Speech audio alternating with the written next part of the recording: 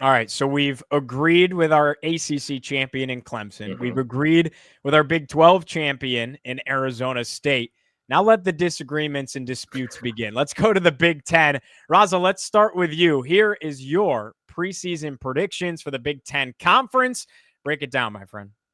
I think, Gio, this all comes down to Ohio State being at home for that Penn State game. Not to say that the game being in Happy Valley would have been a shoe-in win for Penn State. They haven't beaten Ohio State at home since 2016, since that blocked field goal return for a touchdown. Like, it seems like the Buckeyes always get the better of the Nittany Lions, regardless of where the game is played. But I'd have a little bit more pause if the Bucks were going to Happy Valley to play that game. I think they should be able to beat Penn State at home. Honestly, that's not the game that Ohio State that I'm the craziest about them maybe losing. Like, they got to go to Illinois. That could be difficult. They got to go to Wisconsin. That could be difficult. And then obviously they have to go to the Big House, which is never easy. They haven't won there since, before mask mandates were a thing. So it's not exactly going to be easy for Ohio State outside of that Penn State game. But that's the game where, like, okay, if they're able to get through that, they're going to be fine throughout the rest of it. So I think because they have that game at home, because they should win it at home, they should be the top dog in the conference going into Indianapolis. I think that they're going to match up against Penn State again, because I think Penn State will get that second spot because they beat Oregon. So that's why I have it going 1, 2, 3 the way I do. Is Ohio State beats Penn State, but Penn State beats Oregon. Ohio State and Penn State face off in Indy for the title. And I was like this close to giving it to Penn State because, for what it's worth, the Big Ten championship game has treated them fairly kindly under James Franklin. They beat Wisconsin. Obviously, they lost to Oregon last year, but they were somewhat competitive in that game. I just think Ohio State, based on talent, based on the fact that they beat them in the first game or projecting them to beat them in the first game, I think they get it done in Indy. Ohio State wins the title over Penn State. It's neck and neck, though. They're so good. They match up so well with one another. Penn State is insane, and I'll let you take the floor when it comes to the Nittany Lions. I just think Ohio State still has Jeremiah Smith, Carnell Tate. At the end of the day, they have the best offensive player in the country, Jeremiah Smith, and they have the best defensive player in the country, Caleb Downs. Yeah. That speaks for itself. The defense gives me a little bit of pause. Ohio State lost 14 players to the NFL draft. Unreal. 14. And these are high impact guys. Will Howard, Emeka Ibuka, Donovan Jackson, Josh Simmons, Jack Sawyer. Tyleek Williams, Denzel Burke, Jordan Hancock. The list goes, Lathan Ransom. The list goes on and on and on. 13 of the 14 were starters, and the one guy that wasn't was Quinshawn Judkins. Holy cow.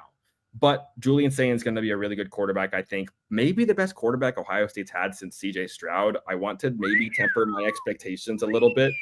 But he was that's fair.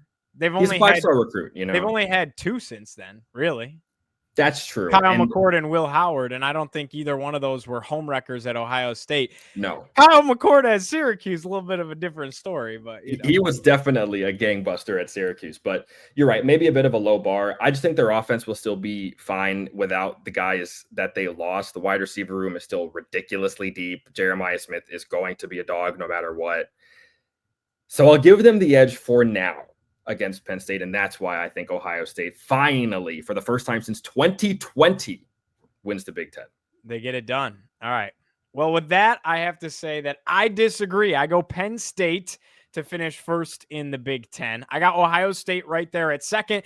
And to your point, it all comes down to that one game. I think this is the year that finally James Franklin breaks the narrative and wins the big game.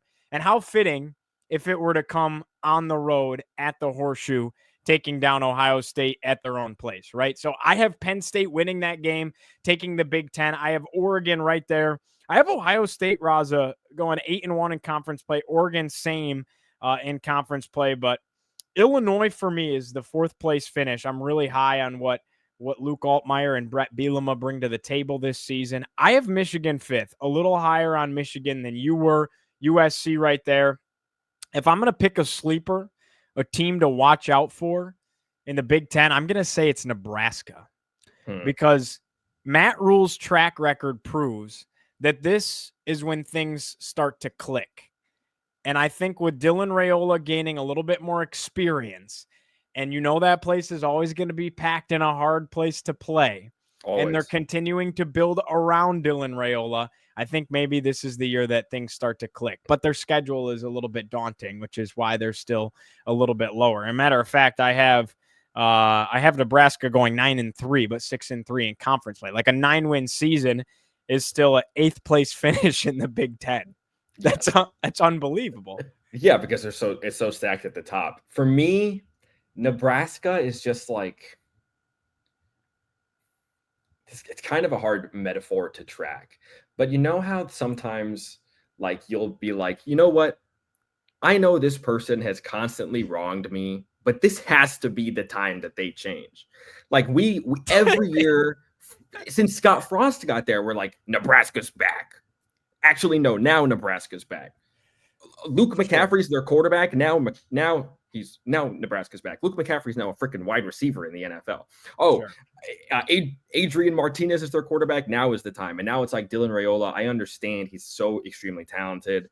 He was fine last year. Obviously started hot, then kind of fizzled out. Now he's got a whole year under his belt going into his sophomore year.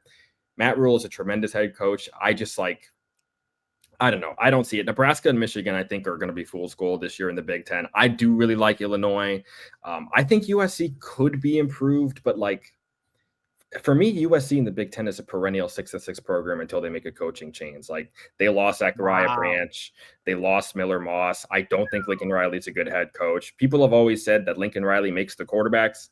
I think that the quarterbacks made Lincoln Riley. Between Baker, Kyler, Caleb, like those guys were tremendous. Lincoln Riley without them has not been. And I think Lincoln Riley, biggest fraud of a head coach in college football. With all due respect, the results have not been there without those guys. And you can't tell me otherwise. Last year, they were awful. I mean, they almost beat Penn State. They almost beat Michigan. I want to give them credit for that. But they've definitely downgraded a quarterback. That Maiyava kid could be good, but and Jacoby Lane is a dog. Like he's going to be one of the most fun players to watch in the Big Ten this year. I just don't think USC has what it takes to keep up with all of the big dogs that are in the Big Ten. They're not going to be able to keep up. If it makes you feel any better, their Big Ten schedule is nothing crazy. I have them finishing 6th in the Big Ten with an 8-4 regular season, 6-3 in Big Ten play, because honestly, their Big Ten schedule is nothing insane. They kind of dodged some bullets, 6-3 finish. They're still only 8-4 on the year. I don't know if you give a round of applause for Lincoln Riley with an 8-4 finish in Southern Cal. I just think USC is the type of program where the expectation is the college football playoff. When there are 12 teams in the playoff, USC has no excuse to not be there every single year. USC, Miami, Michigan, there's a list. And there's some that are consistently there. Ohio State will never not be there. Like I don't know if Notre Dame's ever going to not be there as long as what's in place stays in place, I guess is my point. Coaches stay where they're at. Texas is never not going to be there. Alabama's going to be there. Right. Southern Cal should be on that list, but we're in a position where we're going on 2 decades since USC played a game where a national championship was on the line. The 2007 title game. They haven't been to the college football playoff, which has been around for over 10 years now. Like that's insane to me. And so I honestly think this might be a bold-faced prediction. I think SC has to find a way to move on after this year. They have to find a way. Wow. Because Lincoln Riley I don't think is the guy. I think their defense is going to be better this year. I think they did the right things. It was better last year. Pieces together. That's fair. It was better last year, but it wasn't good enough. I mean, dude, you cannot be struggling in games against Rutgers and Maryland. Like this it can't. I understand it's hard to travel across the country, but SC is going to be the type of team that plays up to their competition, but also plays down to it. So when you tell me that the schedule is fairly manageable, it doesn't move me because I saw what they did last year with also a pretty manageable schedule. Like they didn't play Ohio State last year. They didn't play Oregon last year. They didn't play Penn State or they did play Penn State. They did play Penn State, yeah. But they didn't play in Southern Cal though. That's right. And they went to the big house and almost won, but I just think the offenses were like losing Miller Moss and Zachariah Branch means you might as well have lost everybody. Jacoby Lane's a great player, but is he going to be able to carry the offense on his own? I don't know. So I didn't mean to get off in this huge USC tangent, but I don't really see it with them because I think that's another team that's perennially fool's gold. And I think Lincoln Riley just isn't the guy. All right. That's fair enough. I got Penn State in the Big Ten. You got Ohio State in the Big Ten. There's one more to talk about.